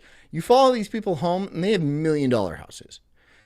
For public sector educators, not even educators, they just do paperwork. And here's another kicker. They are all fucking related. They're all cousins and shit. They're all, sisters-in-laws and siblings and stuff, because you're in if you're like related and then you bring in a friend and stuff like that. You can't just get these gigs. You can't just get these gigs. You have to know somebody, and it is a sweet gig to get. Because again, several $100,000 a year for doing literally nothing. It is a scam. They should do away with property taxes altogether, but that's going to be difficult because here's the thing. When an evaluator comes and says your property is worth a certain amount of money, you can sell it for that amount of money, right? You post that amount. This is why the real estate market is way overpriced, right? It's way overpriced. And nobody wants the value of their property to go down. So why get rid of it? Also, it's very difficult because the argument is always going to be, why would you vote against children? Children are our future, right? If you take away property taxes, who will teach the children? No one is teaching them now. No one is, year after year, we push more money into the education system. More and more money constantly into the education system. And then our kids get fucking dumber and dumber as a result, as a direct result. But they always use this term on the voters. Oh, the children are our future, so we have to up the budget again. We have to increase property taxes. Sometimes to like 25%, ridiculous amounts. Ridiculous. And people lose their houses to the education board because they can't afford to pay their property taxes. It is a racket, and the Democratic Party is also firmly ingratiated on this racket. Firmly. skills. So yeah, we should get rid of it completely. Which, out of sheer pettiness, every time that Ellison would publish a story, he would... Kabuki Tut says Senpai John. Goddamn right. Rushing Matt says teachers are fat, lazy women or ugly women that want an easy paycheck. Some of them are hot. I've seen them. But yeah, they're all lazy. They're all lazy and they're all pretty stupid. Matt says, I pay $3,300 a year in property taxes. $2,000 is school taxes and I have no kids. I have kids, right? I think I pay like $1,300 or $1,400 a month for property taxes. I will not use the public education system. I will come out of pocket and pay extra to a private school just because I went to public school myself in California. That was a nightmare scenario. That was a nightmare scenario. You learn nothing and it's kind of dangerous. Even if you go to one of the nicer ones. Yeah, no thank you. I'm not sending my kids to my wife's mom it works at a public school. She's a teacher. I don't give a fuck. No way I'm sending my kid to a public school. Never in a million fucking years. No fucking way. I just know too much about the system. I've been on the inside, and when I was on the outside, I looked very deeply into it. It's basically prison. It's basically a prison for people that don't have rights yet. When you try to leave, what do? The cops come to your house and they arrest you. They say you're delinquency or something. You're not there, right? And they arrest you, or they arrest your parents or something like that, because it's against the law not to go to school. It is against the law. Like when you leave prison, oh, you should be in prison because it's against the law for you not to be in prison. So they come and arrest you. There's barbed wire around a lot of schools. Barbed wire, not only to keep people out, but to keep people in. Right? There was guards. Sometimes they're fat turds. Sometimes they're armed police officers. You know, it depends on what school you go to. But there's usually guards. The school my mother-in-law works at, when we go to visit her for lunch, which I'm not thrilled about, you have to walk past the cops. All the doors are locked from the inside and from the outside. There's several layers of security. And they're like, oh, it's to stop school shootings. Is it though? Are those school shootings actually real? And when I mean real, I'm not saying are people actually getting shot and killed. I'm saying, are these people manipulated through some sort of PSYOP program? Are these agents of some sort? Are these events somewhat planned? Because if you control a nation's children, you control the nation's future. So you want to be able to control and indoctrinate them, right? This is also part of the whole women going to work thing, right? You go to work. It's okay. The government will take care of your kids and pump a bunch of gay nonsense, literally gay nonsense into their heads and then turn them into absolute monsters. Don't worry. We'll change your kid's gender without having to tell you because Gavin Newsom said it was okay to. So yeah, that's what you get. That's what you get. You get these weird art clubs, right? Where they're injecting kids with like estrogen and shit. Where you just think it's an after school program, but no, they're giving your kid injections that the school knows about, that the police officers know about, that you are not allowed to know about, right? And if you show any signs that you're against this in any way, guess who knocks on your door? CPS. And they take your kid away, oftentimes for you never to see them again. Never again. You know how often kids disappear from CPS? A lot. A hell of a lot. Another weird thing about CPS, if a kid disappears while in CPS custody, it is not allowed to be investigated by the police. There's no investigation allowed whatsoever. It is marked down as a runaway, and that is the end of it. CPS is part of a human trafficking circle. This is pretty apparent. This is very clear. The school is in on this. And also the rest of the things I said. It is a tangled web. And it all interlocks. It all interlocks. And, people think you're crazy for talking about this. I think people are crazy for putting their kids in those schools. Some people say, oh, we can't. We don't have the ability not to. You do. One of you can work. You can cut back, right? You don't have to have all the, everybody can cut back. It's not that hard, right? Even if you're the poorest of the poor, you can still cut back. Just because having a parent in the home is worth far more than any sort of pay they could bring in. Way more than you would imagine.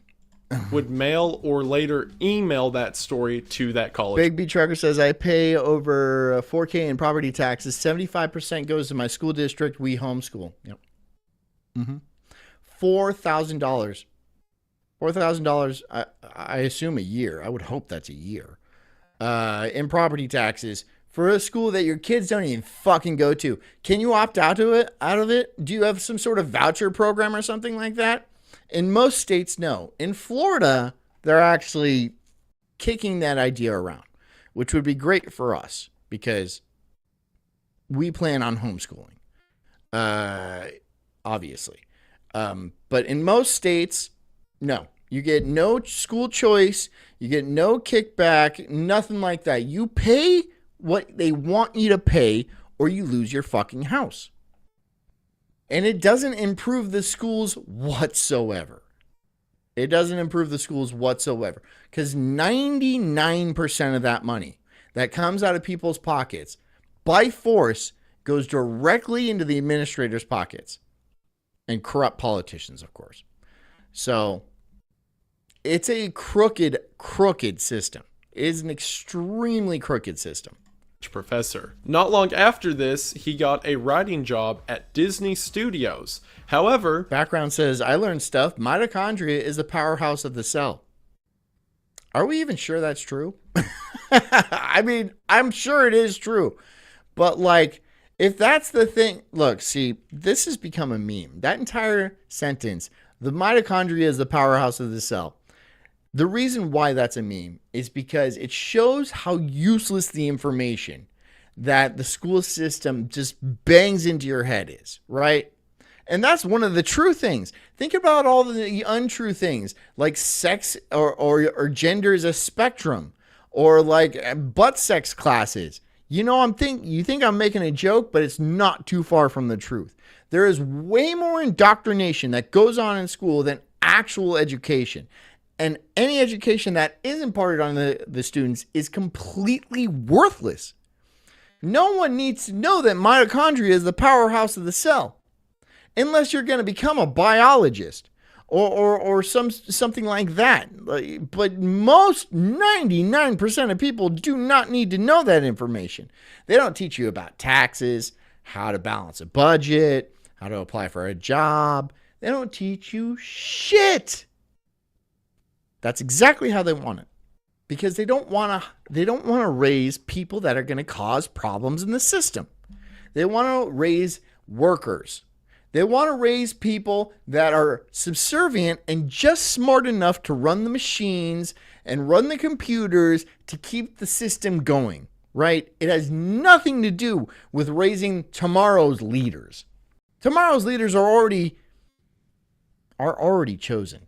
They're already related to today's leaders. It's a royalty, It's not a meritocracy like they bang into your head all the time, dude. It's just to screw you over. Do you remember going to school and how often they told you that you would make nothing of yourself unless you went to college? Unless you go to college, you really go to college, you don't go to college. And then it's time for you to go to college. And then you don't have the money because it's $250,000 for a 4-year degree. But you're like, what the hell? I'm going to make more money anyway. So you sign away as an 18-year-old kid, signing away a $250,000 contract. That is not dispensable in fucking Chapter 11 bankruptcy. They will garnish your wages for the rest of your life. The rest of your life, because compounding interest adds up quickly.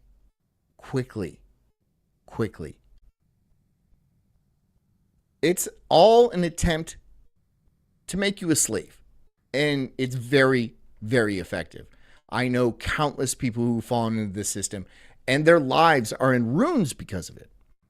That not to mention the people who decide, oh, I'm actually trans, and then sterilize themselves before they even get a chance to realize who they are as people. It is a devilish system. Absolutely satanic. Anybody who participates in it is either simple, as in stupid, or evil, as in pedophiles or corrupt. So yeah, that's what I think. There's the bell. Big B truck or $5. I'm cutting back on spending. You told me to. You know what? You're right to do that. But thank you for the $5. He was fired on the first day of working because Roy Disney, the older brother of Walt Disney, overheard him talking about how the first thing he was going to do is write an adult comic of famous Disney characters. And if you're thinking, well, you know, when he was a kid just starting off, he may have been a bit more contemptuous and had a temper towards people, and I'm sure it got better as he became an author. Once again, no. There are quite literally too many examples for me to name here, but to give you some of my favorites, after one publisher wouldn't publish his story the way that Ellison wanted it to be published, he mailed the publisher 213 bricks as well as a dead gopher, which he had also not paid postage on, saying that the receiver would pay postage on it after it was delivered. That's super funny and psychotic as well. You probably can't do that anymore. You probably can't do that. Hey, can I send 200 bricks and a dead gopher, and then the guy who gets it is going to pay for it? And they're like, yeah, okay, makes sense, sure. I don't think you can do that anymore. Delivered. He also had a reputation for physically assaulting other authors, not really sure as to why. There was one instance where he physically assaulted another author. That author took him to court, and there was a gag order that neither of the men could talk about it, but Ellison didn't care and openly talked about it and how he beat that other guy in a fight. He said several times that the James Cameron movie Terminator was a ripoff of one of his short stories, to which the studio actually settled with Ellison outside of court, and James Cameron later said that he didn't believe Ellison at all and Ellison was just looking to cause trouble. Ellison later played himself on an episode of The Simpsons, to which a joke in the episode was that Ellison was mad that they stole the idea of Terminator from him. He was also known for his weird insults that he would give interviewers and publishers. To give you a couple of my favorite, one publisher said that Ellison told him that he had the intellectual and cranial capacity of an artichoke, and then in the memoir at the end of I Have No Mouth and I Must Scream, he's describing a story in which a Jesuit scholar gave an interpretation of what the story meant, to which Ellison responded to him, I've listened to all of this rubbish, all of this investiture of a straightforward moral He didn't say rubbish, he said rodomontade. Rodomontade. Rodomontade. Never heard that word in my life. And I have a pretty good vocabulary. I'm not saying that to brag. I think I actually have a pretty good vocabulary. Never heard of rodomontade. Rodomontade. Rubbish, apparently. Fable with an unwarranted load of silly symbolism and portentous obscurantism. And frankly, Father, I think you're stuffed right full of wild blueberry muffins. Whoa! First of all, I thought it was a little rude when you called him a rodomontade. But then you say he's stuffed with wild blueberry muffins? That's uncalled for. That's out of pocket, man. That's not cool. It's sweet and refreshing and delightful on a summer's day, but that's uncalled for. What does that even mean? At the 2006 Hugo Awards, whenever Ellison went on stage to accept his award, The lady who was presenting him the award said, "Are you going to behave?" To which Ellison put the microphone in his mouth, made a loud noise, and then walked off stage. Are you going to be good? No. Let me say that another way. Are you going to be good? He also had a legal... This guy is cool. He's a psychopath, but he's cool. I mean, he don't give a fuck. But there's something broken in his brain. Pretty clearly there's something broken in his brain. And I can relate. I'm pretty sure there's something broken in my brain. Mr. Footpig says, Rodomontade, pretentious boasting or bragging bluster. How do you pronounce it? Rodomontade? Rodomontade? No idea. Dispute with Marvel Comics. Don't tell him what to do. Exactly. Of the Incredible Hulk had a story that he said was stolen from his short story, Soldier, which is also the short story which he said Terminator was based on. After Marvel Comics admitted fault, he said that he would drop it if they paid him what they paid the comics author, as well as a lifetime subscription to everything Marvel Comics produces. Also, he was on an episode of Scooby-Doo Mystery Incorporated where he played himself. I didn't really have a place to mention that, but I wanted to, so there you go. No, thank you. I appreciate that you did, because that's an interesting tidbit. He is a psychopath. So just plain and simple, he was a psychopath, but also kind of a Hollywood insider too. But I don't think he was like a pedophile like the rest of them. I think he was just brilliant, but a psychopath. Up front when it comes to questions regarding his ideas of humanity. Mr. Footbig says, Rodemontade.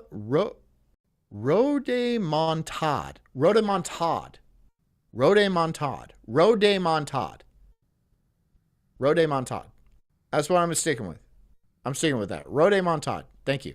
And people. For example, when giving interviews for the story I Have No Mouth and I Must Scream, interviewers would state something along the lines of, well, it seems like according to this story, you just hate society and people in general.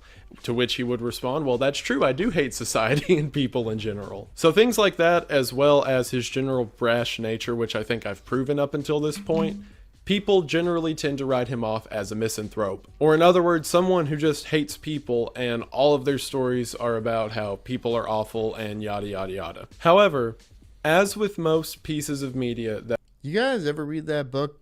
What's it called? Blood Gulch or something like that? That's a weird one.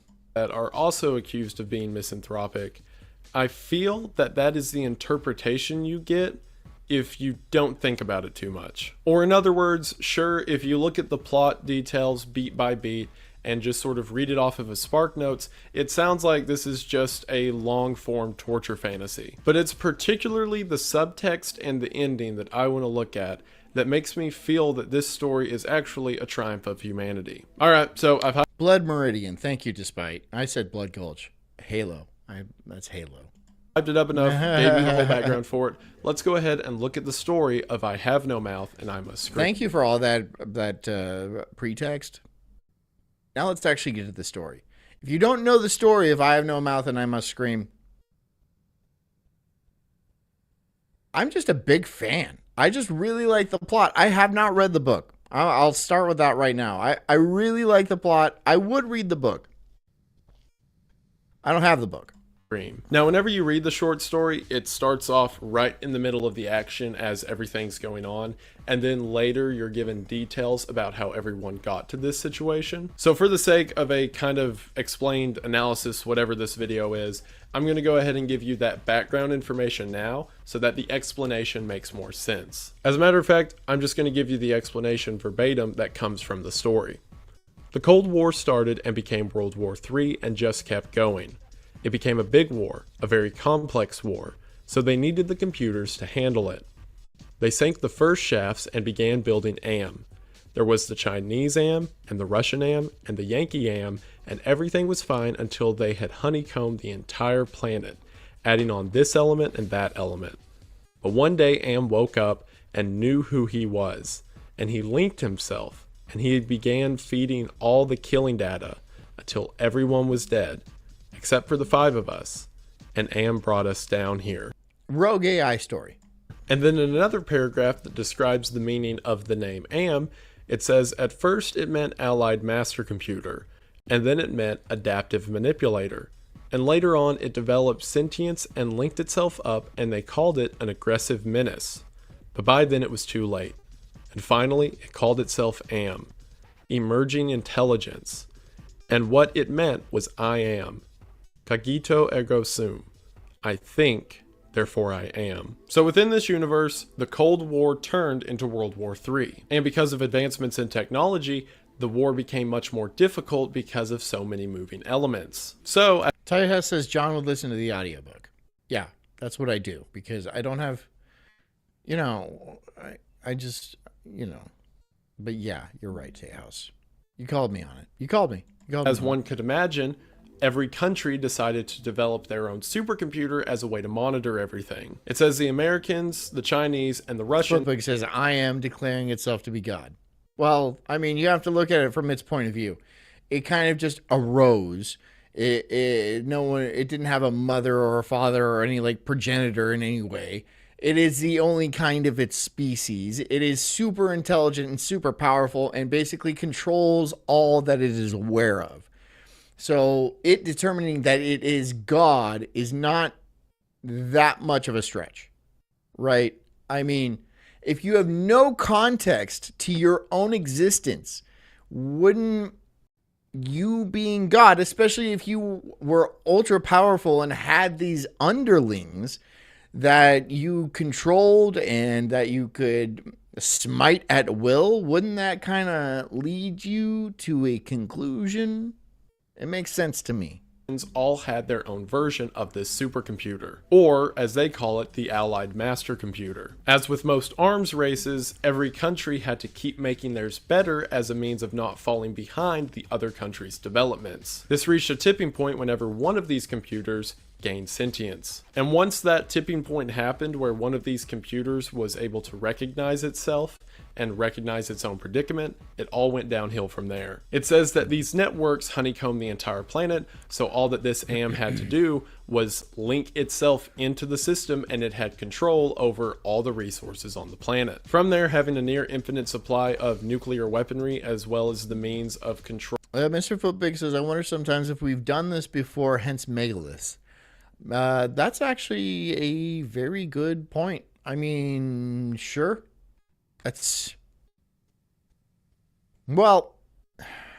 Us humans, probably not. Has it been done before by some sort of other race of maybe not necessarily aliens, but hyper intelligent reptilians? That could be the case. If you know about the Cerulean hypothesis, it states that there could have, in Earth's billion years of history, that's a lot of time, right? And there was a lot of dinosaurs. They did have like fingers and stuff like that. There was a lot more oxygen on the planet. It would be reasonable for them to develop some sort of intelligence, maybe even hyper intelligence.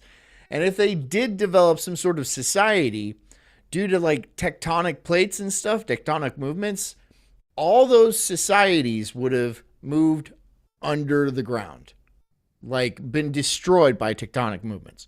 So there wouldn't be any real evidence of that, right? Just because it's so long ago. Would they develop an AI that's hyper intelligent? Yeah. Almost certainly, especially if they were much smarter than us. And did they go extinct? That's certainly possible too. Or they might live inside of the moon and control the planet as some sort of cattle farm for labor and extraction of minerals and, perhaps food. This is another theory. We might have to listen to some David Icke. Because if you guys have ever listened to David Icke, a lot of people say he's crazy. He is. However, he makes some very good points. He lays out very good evidence as to why we are controlled by an ancient lizard species. It is compelling. There's a reason why he makes millions of dollars. I looked into going to one of his shows. They are way too expensive, and they are always sold out. Large arenas, always sold out. For like 6 to 12 hour lectures, always sold out. Thousands of dollars to go.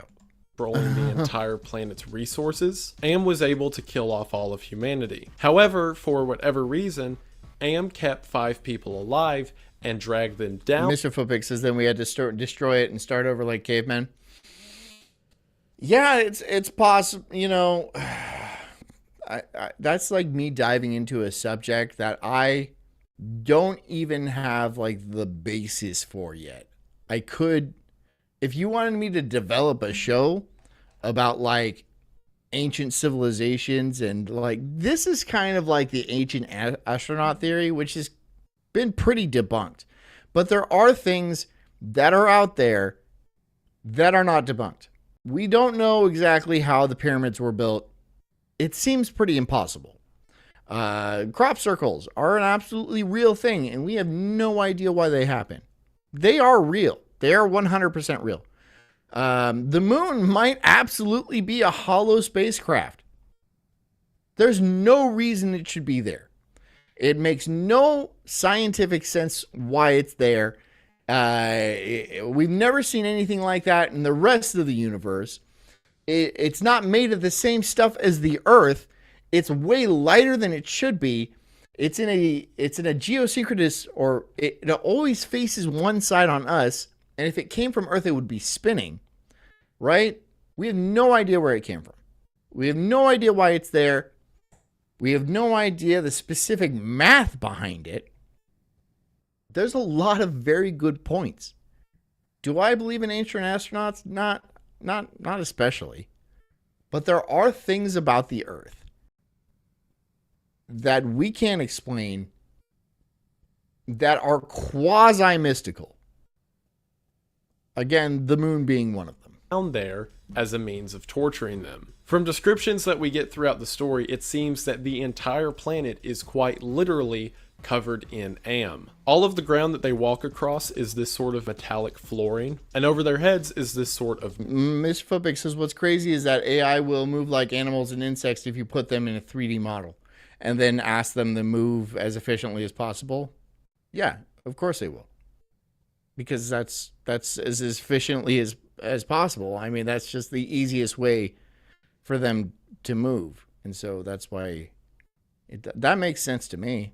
Dome that they only briefly describe there being cuts or breaks in that allow them to see the sunlight up above. However, as the story mentions, there's nothing out there, and there hasn't been for a very long time. So Am has covered the entire planet, and he's keeping these 5 people within him as his personal guinea pigs. We'll get to why Am may be doing this in a moment, but now that you have that set up, I can explain who these 5 test subjects are. There is Ted, who serves as our narrator and primary character throughout the story. There is Nimdok, that's not his actual name.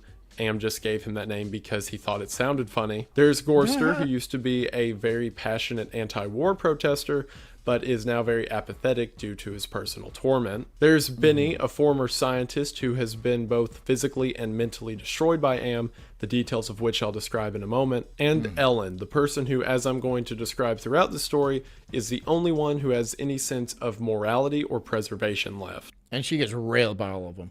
So now that you have the that's a joke. I don't... entire setting and the characters, let's get into the plot. The story opens with our 4 main characters minus Gorster staring up at the ceiling at what seems to be Gorster's lifeless body. However, the moment is disturbed whenever the real Gorster walks up to the group and they realize that what they're actually looking at is a fake corpse that was made by Am as a means to just mess with them. As we're going to see throughout the story, while the group is... Yeah, I am supposed to be a psychopath. Ric Flair says lizard is code for Jews.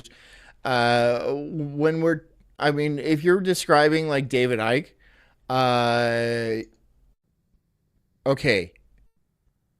Yeah, so the ADL did have an issue with David Icke because he was saying things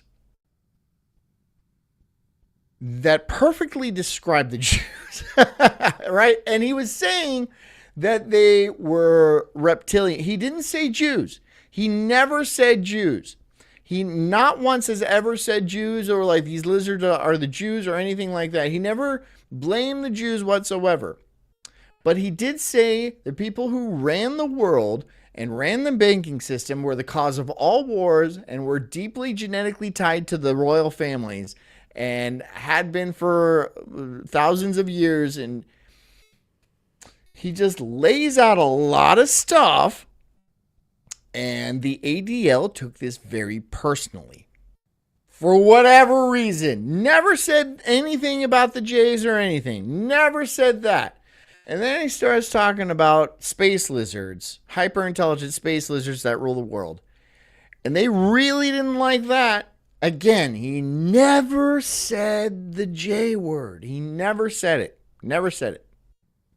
But they took it very personally. And they launched in a campaign against him. I don't know if they sued him or what. But yeah, the ADL is not friends with David Icke. If you ask David Icke if he is talking about the Jews, he is emphatic about it. He says, no, I am not talking about the Jews. The Jews are not involved in any way. It is the hyper-intelligent banking space lizards. And then people are just like, it's funny. It's funny to me. It seems like a very funny thing. Like, he says he's not talking about you. He's just talking about the hyper-intelligent banking space lizards. And you're like, well, that's us. Well, stop saying that then. Stop that. It's very funny. Is allowed to walk around and go where they please. They're constantly under the tormenting and watchful eye of Am. And there's no rhyme or reason to why this torture... King of All Pixels says, I'm just saying it might be he which brews certain thing. God. ...that is happening. That's very clever, King. Instead, they're just being tortured for Am's amusement. Like Am constructing a dead body just to make them think that their friend is dead was nothing more... Teo says a reptile hisses at its tree. Oh my God, you guys. Or than just something to make Am laugh. Gorster, now seeing his lifeless body, equates it to that of a voodoo doll and is, reasonably troubled by this. To which it's then explained to us that the five of them have been... You know what? I think we're going to do the rest of this tomorrow. Because it's so, it's juicy and it's fun and, it's just getting into the thing. I feel like we're getting a little anti-Semitic in the chat and we're gonna reel that in. But, but we're going to take care of the rest of this tomorrow. And, thank you so much for joining me tonight on the Sulk stream. I hope you guys have a fantastic night and be cool and be awesome and be chill and do all those things that make me so proud of you. If you could be so kind as to hit the like button on your way out, I would certainly appreciate it. And until tomorrow, I hope you guys, stay strong, stay beautiful, stay chill. Get a good night's sleep, drink lots of water, and take care of yourselves because I care about you too. I'll see you guys tomorrow night. Love you. Good night. I'm an incredible soul, unhinged and enraged like a bulldog's just growl. I'm spitting fire, burning through these trees, questioning the world, unraveling conspiracies. Talking about Bigfoot, Black Ness Monster 2, government lies they're feeding me, they're due. I'm diving deep into this rabbit hole, uncovering the truth, setting fire to their control.